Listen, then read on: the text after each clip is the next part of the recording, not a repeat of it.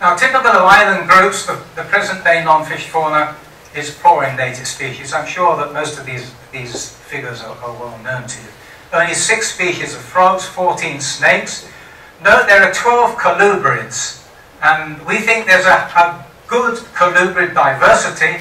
We're chasing around the country now trying to find colubrid skeletons to try and identify these animals to species, and Marco Diaz out on Pedro Gonzalez is helping me with that. 12 lizards, including, of course, black and green iguanas. 4 sea turtles, though Catalina will probably tell me that's wrong, that there's another species there. And George will know all about the birds, which are the most diverse group. And of non-vertebrate terrestrial animals, only 3 are found on more than 2 islands, agouti, cane rat and spiny rat. 2 are present on 2, the mouse opossum and the common opossum. Found are now only 4 only on 1 island now. Rabbit, furry spiny rat, anteater, and a deer species, which I'll talk about in a minute. And others would have been introduced after Spanish contact, like pigs, which are all over the place, wild pigs, white-tailed deer and paca were introduced in the last 50 years. Now, of course, here we have people who show up on this island 6,000 years ago, and what do they find there? Was biodiversity and species distribution different then than it is today? Well, you know, that was a little bit disappointed. I thought we were going to find greater biodiversity. Of course, remember, we only excavated 0.67 of the deposit, so another excavation will probably add more species, especially when it comes to birds, which are so highly specious. This is just a global analysis of all strata, and it oh shit, excuse me. It is based on numbers of identified specimens and minimum number of individuals, done in rather a hurried fashion based on the commonest anatomical element comparing left and right. These are very preliminary figures. The important thing is to note that the commonest mammal on the site is a deer, by a long shot. Many more elements than individuals, as is wont with a fairly large animal. I'll talk about the deer in a minute and its identity. The second commonest mammal is Didelphis, the common possum, which is not present on the island, nor is the deer, although it's present on, both species are present on 1 other island, in the case of the Didelphis on 2 islands. Then notice how the next species in abundance are iguana, agouti and boa, which are still extremely abundant across the archipelago. Proechimes and diplomes, the spiny rat and the furry spiny rat, are no longer on Pedro Gonzalez. Proechimes is still fairly widespread. Diplomes is only on Isla del Rey. Kynosternon, the little mud turtles, are no longer present anywhere on the archipelago. Caniculus, the paca, is no longer present anywhere on the archipelago, and nor is Cebus. There's 1 distal femur of a monkey, which is almost certainly Cebus capucinus. And the birds are very low in species. The most interesting one by far is Paphinus griseus, the sooty shearwater, which is an oceanic visitor between August and November, most frequent sort of September, October, and at least it confirms that the site was occupied in the rainy season. And that would have been the time, of course, when people were planting their maize. Now, why I call this thing cervides spur, which is a rather unkind way of dealing with it, was I don't know what the hell it is. There are no deer on Pedro Gonzalez today. A population of deer, as many people will know, remains on San Jose Island, which was once connected to Pedro Gonzalez, but has been separated from it for more than 8,000 years, as Stewart pointed out. This deer was described first in the 46 by a fellow called Kello as Masama permira, and then it was reassigned by a number of authorities to Masama guasubira. And I see it's still being quoted as Masama guasubera in recent literature. But some summaries have sort of kept up to date with the phylogeny and have transferred it quite intuitively to another form, Masama nemorivaga. Now, a lot of work has been done on cervid phylogeny, which is pretty darn fascinating. And isozyme, cytogenetic, and mitochondrial DNA studies, cytochrome B, have demonstrated that the Masama is a polyphyletic genus, as we'll see in a minute. In fact, you know, there's lots of little details that's proposed that the grey brocket and the small grey brocket should be considered separate genera.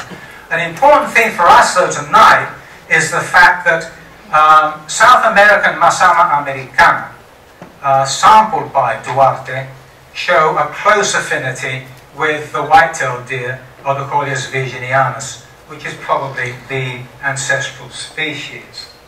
And I thought I'd put this graph on. It's from Duarte's 2008 molecular phylogeny evolution, phylogenetics and evolution paper. It's the most recent genetic analysis of the neotropical cervidae. The important thing to note here is that there are two clades. Excuse me. The northern clade here and the southern clade here, and they include species currently assigned to Masama, confirming the polyphyly of the genus Masama.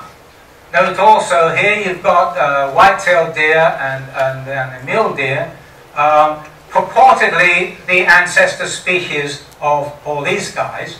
And they say, the paleontologists say, that bones of Odocoleus virginianus, the white-tailed, in 3-million-year-old deposits are virtually indistinguishable from modern deer.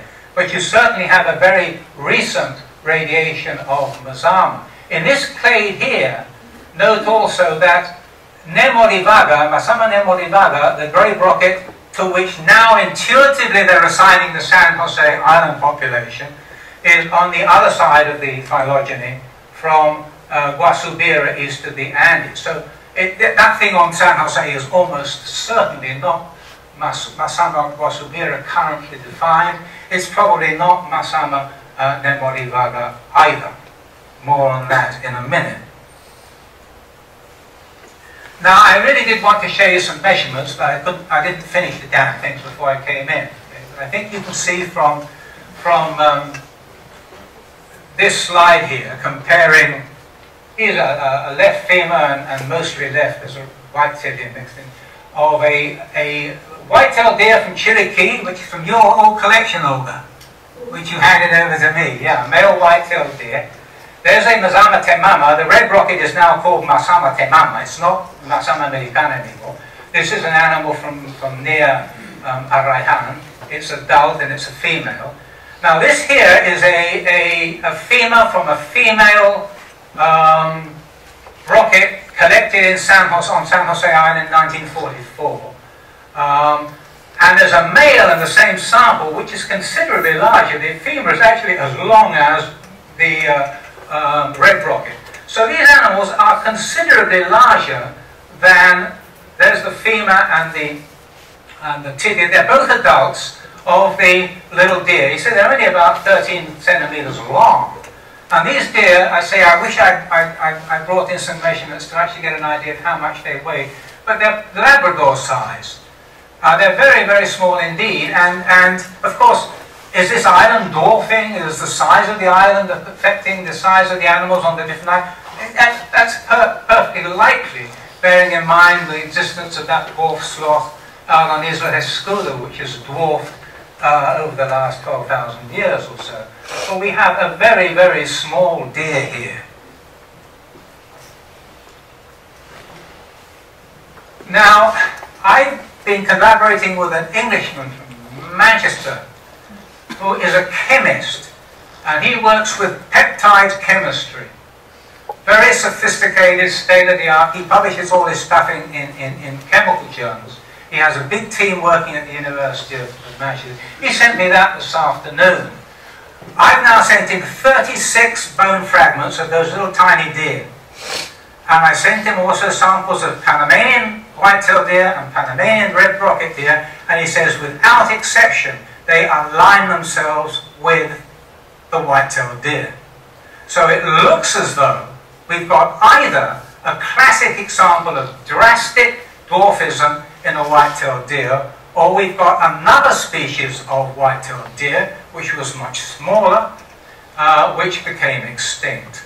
And don't ask me to interpret that. I tried to understand it. He was sitting on a train from Manchester to London when he sent it to me, and he didn't have time to answer all my silly questions.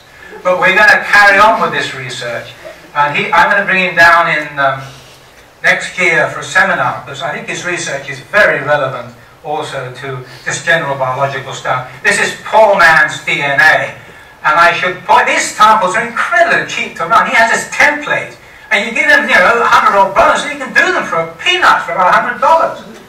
And I should point out that the organic fraction in these bones, Andrew Uben actually analysed the organic fraction, and it's in very poor shape. It's enough for the peptide chemistry, but it's probably not enough for an ancient DNA, at least a sequenceable ancient DNA analysis.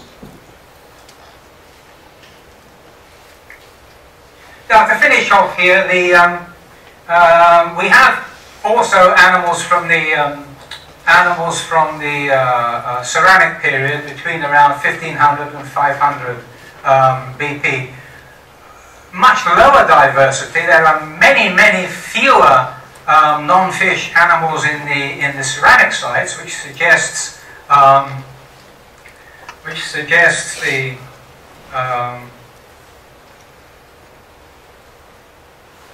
going the wrong way.